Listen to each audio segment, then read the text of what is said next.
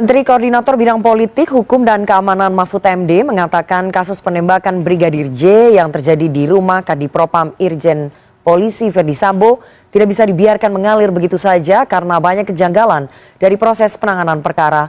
Menko Polhukam memperingatkan kredibilitas Polri dan pemerintah menjadi taruhan dalam kasus ini. Dan untuk membahasnya lebih dalam, kita sudah terhubung melalui sambungan Zoom dengan Menko Polhukam Republik Indonesia, Mahfud MD. Selamat sore, Pak Mahfud. Selamat sore, Rifana. Terima kasih Pak sudah meluangkan waktu dari Arab Saudi ini untuk bergabung bersama dengan kami. Yes. Ya.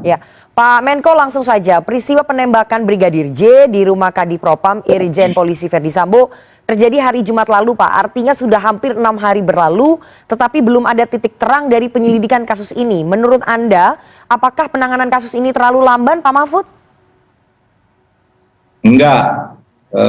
Sudah ada titik terang karena Anda bilang 6 hari belum ada titik terang. 3 hari sebelumnya kan gelap, tidak ada yang tahu.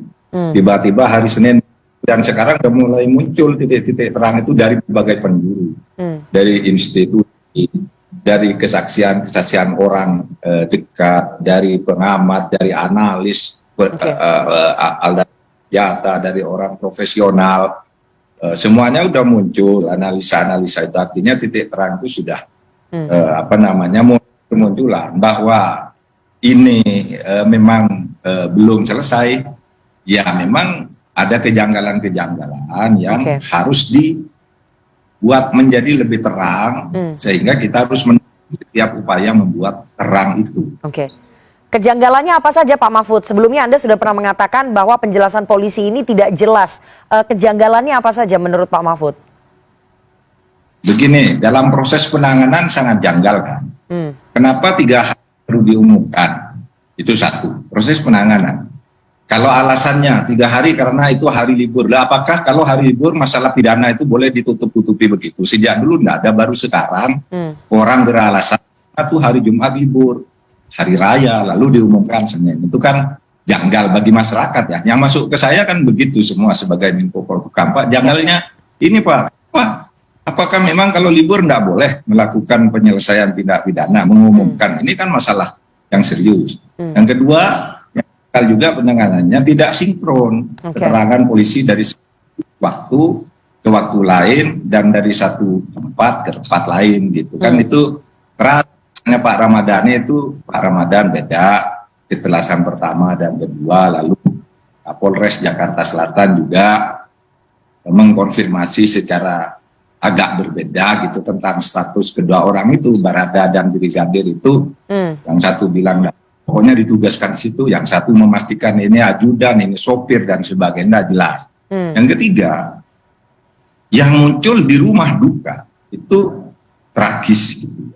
Oleh sebab itu ya tangisan keluarga, di mana dia mengatakan jenazahnya tidak boleh dibuka, kemudian macam-macam lah yang sekarang kita. Nah itu Rifana harus dibuat terang oleh Polri, dan Pak Kapolri dengan baik sudah melakukan itu untuk membuat terang itu dengan membuat tim itu. Diharapkan tim ini menjadi betul-betul membuat terang, jangan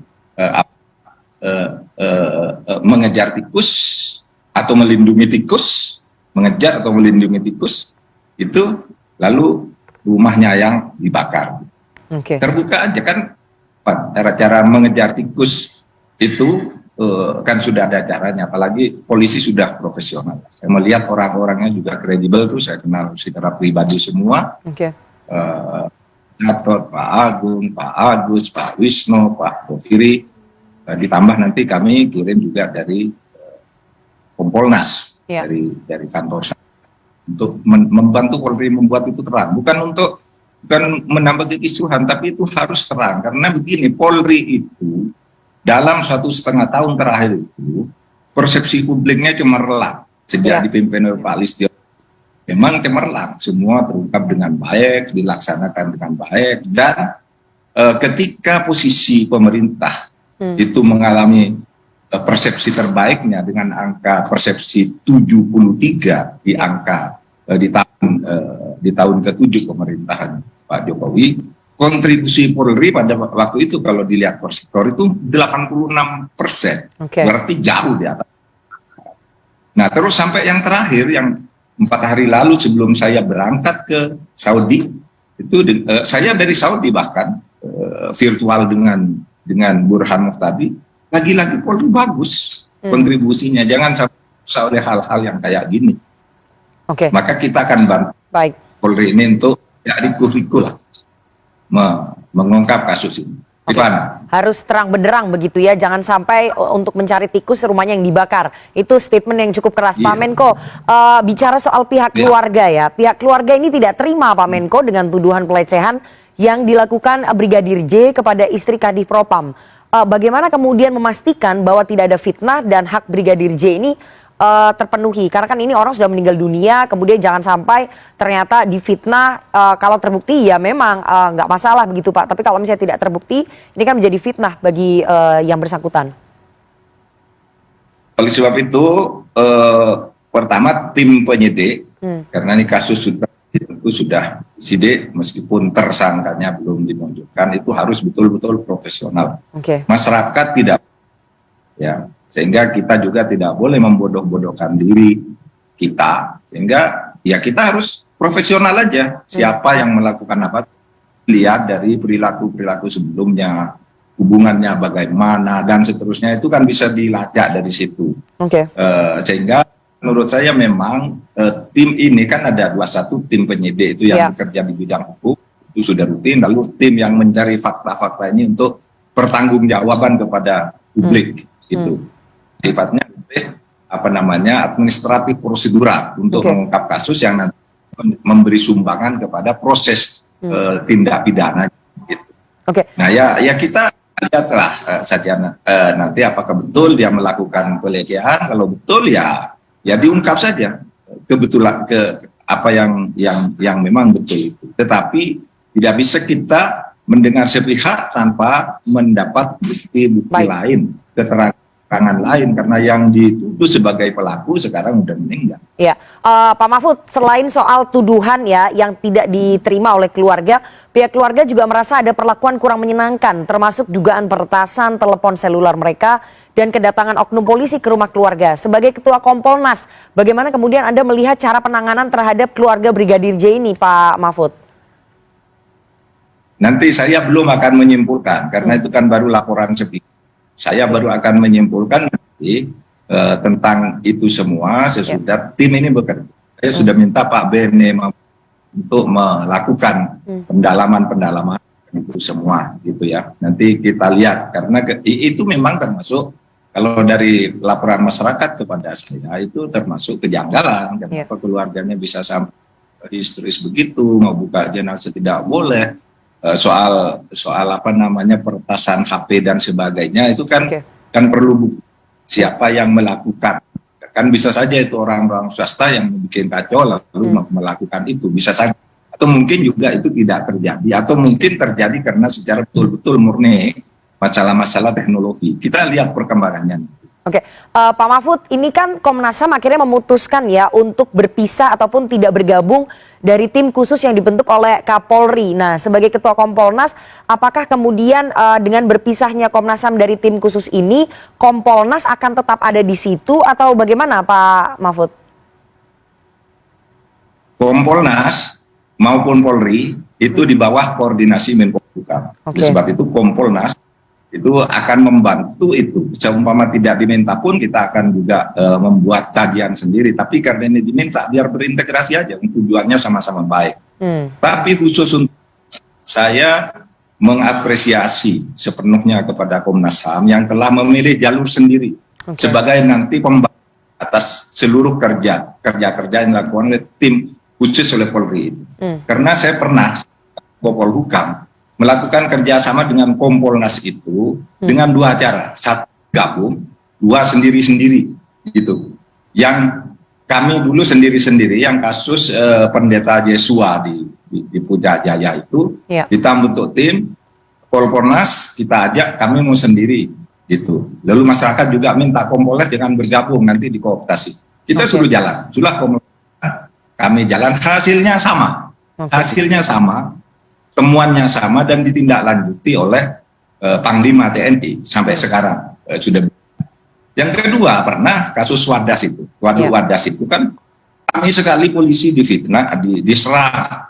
Katanya mau melakukan penganiayaan, mengirim anjing pelacak, ini menghajar orang, gambarnya ini, semuanya gitu ya, semuanya waktu itu tuduhan kepada Polri gencar. Ketika Polri menjawab, digeruduk, diserang habis oleh medsos. Lalu saya katakan, apa kirim ke saya, dikirim oleh masyarakat, ini yang ngejar anjing, yang ini yang di rumah sakit dihajar, ini yang giginya rontok dan sebagainya, ya. Pada waktu itu kita katakan sudahlah, kita pemerintah tidak akan melakukan penyelidikan sendiri, kita proses pidananya, tapi faktanya kita kirim Komnas HAM, tolong nih Komnas HAM, ya Komnas HAM, tolong diselidiki, ini ada pengaduan. Orang ini sedang dihajar, orangnya cari di mana, korbannya siapa, di rumah sakitnya di mana, kalau ada anjing pelacak di mana, dan seterusnya. Semua saya serahkan ke Komnas. Pada akhirnya apa laporannya? Komnas tidak menemukan pelanggaran HAM di Wadas itu. Cuma yang ditemukan adalah tindakan yang berlebih, sehingga direkomendasikan agar dilakukan penyidikan. Nah, kan gitu. Jadi begini, Komnas HAM itu lembaga yang juga fair, baik itu. Kalau kita percaya sudah kerjakan, nanti apapun hasilnya laporkan ke saya, laporkan ke pemerintah, pemerintah akan ikuti karena Anda punya wewenang itu melalui undang-undang. Dan sekarang Komnas mau melakukan itu melalui undang-undang, kita hargai. Saya sendiri sangat salut, sehingga nanti akan ada pembanding gitu. Pembanding kemudian akan menimbulkan kesimpulan yang umum tentunya gitu. Baik. Nah, saya kira tidak ada masalah. Dua-duanya nanti akan berhati-hati dan akan mencari yang benar-benar objektif gitu. Kalau ada, silakan aja ya. Jadi Komnas HAM biarkan sendiri mencari fakta-faktanya, Kompolnas akan berkoordinasi dengan tim khusus Polri begitu ya. Nanti kita lihat bagaimana hasil pencarian faktanya di lapangan. Ya, Pak Mahfud, banyak kekhawatiran bahwa posisi Kadipropam Irjen Polisi Verdi Sambo ini dapat menimbulkan konflik of interest dan intervensi pada saat olah TKP ataupun rekonstruksi. Anda selaku Ketua Kompolnas punya kekhawatiran yang sama, Pak? Enggak, kalau saya sih sebenarnya secara profesional tidak punya kekhawatiran karena saya tahu Kapolri lebih tahu apa yang harus dilakukan dibandingkan dengan saya. Jadi situasi di dalamnya tuh Kapolri akan melakukan apa dan harus bagaimana, itu saya kira biar Kapolri aja lah. Kalau soal itu, karena itu sudah menyangkut hierarki kewenangan yang harus kita hargai. Silakan aja Kapolri mencatat itu semua, saya pun mencatat, kita semua akan melihat. Menurut saya ya sampai saat ini Kapolri kita cukup responsif menanggapi semua pandangan-pandangan masyarakat. Responsif tetapi juga tidak berusaha-berusaha. Saya kira itu penting ya. Pak Mahfud, tapi banyak yang mendesak juga bahwa supaya ini clear dan tidak timbul prasangka ataupun curiga, sebaiknya Kadipropam Irjen Polisi Verdi Sambo dinonaktifkan dulu dari posisinya sebagai Kadipropam. Itu harus segera dilakukan atau bagaimana, Pak? Karena kan beliau juga ikut diperiksa dalam kasus ini dan TKP-nya ini adalah di rumah beliau. Iya, itu juga alasan yang masuk akal ya, yang saya baca di media dan juga banyak pesan-pesan yang disampaikan ke saya agar menyampaikan ke Kapolri untuk menonaktifkan dulu Sambo. Nah, saya katakan Pak Kapolri tentu sudah mendengar usul-usul itu dan pesan langsung juga sudah pasti sampai kepada Kapolri, sehingga saya mempersilahkan untuk dipertimbangkan sendiri demi kelancaran pemeriksaan. Gitu aja, Mbak. Artinya diserahkan saja kepada Kapolri, apakah Kapolri akan mempertimbangkan menonaktifkan Verdi Sambo dalam kasus ini, begitu ya Pak Mahfud ya? Tapi kalau dari opini Anda, dari pandangan Anda bagaimana Pak Mahfud? Apakah sebaiknya memang dinonaktifkan dulu ini supaya clear karena beliau menjadi saksi, istrinya juga menjadi saksi, TKP-nya juga di rumah beliau? Ya pokoknya setiap langkah yang berpotensi menghambat proses itu supaya disingkirkan setiap ada sesuatu yang dianggap akan mempersulit proses. setiap langkah yang diperlukan untuk meluruskan proses supaya diambil oleh Kapolri. Nah itu saya kira standar begitu itu. Kalau ingin baik silahkan pilih yang terbaik dan usul-usul masyarakat itu punya alasan-alasan sendiri. Karena di antara kontroversi itu kan harus dilihat alasan-alasannya dan punya logika-logikanya. Nah disitulah kemudian perlunya pemimpin mengambil kesimpulan dan keputusan untuk itu. Oke. Gitu. Terakhir Pak Mahfud, kasus ini kan melibatkan pejabat utama aktif Polri ya, Irjen Polisi Verdi Sambo. Apakah kemudian Menko Polhukam bahkan juga Presiden Jokowi mendorong Kapolri untuk bisa menuntaskan, membongkar siapapun yang memang menjadi aktornya Pak, aktor sebenarnya. Siapapun itu, apapun jabatannya itu harus berani diungkap begitu ya Pak ya? Karena ini pertaruhan Polri. Oh iya dong. Iya dong. Itu kan sudah dinyatakan oleh Presiden ya. Bahwa itu harus diproses secara hukum sampai tuntas. Kalau Polhukam memang tuh menyatakan itu dan mengusahakan itu. Itulah sebabnya agar tidak ragu terhadap ini, kita persilakan Komnas HAM yang mungkin mempunyai wewenang terpisah dari tugas-tugas kepolisian, mempunyai keterkaitan, itu silakan lakukan. Nanti kan akan terlihat mana yang benar, mana yang tidak, mana yang rasional, mana yang tidak. Untuk kemudian menindak siapapun di negara hukum Republik Indonesia itu kalau ada orang melanggar hukum sesuai dengan kualitas pelanggaran yang dilakukan. Saya kira itu kebetulan kita. Kalau kita tidak percaya itu dan tidak mau itu hanya menunggu kehancuran negara lalu menjadi negara bandit. Orang mau bikin sendiri-sendiri. Baik, baik, terima kasih sekali Menteri Koordinator Bidang Politik Hukum dan juga Keamanan Republik Indonesia, Bapak Mahfud MD atas waktunya dan juga penjelasannya kepada CNN Indonesia pada sore hari ini. Sehat selalu, Pak Mahfud. Terima kasih. Assalamualaikum warahmatullahi wabarakatuh. Waalaikumsalam warahmatullahi wabarakatuh, Pak Mahfud.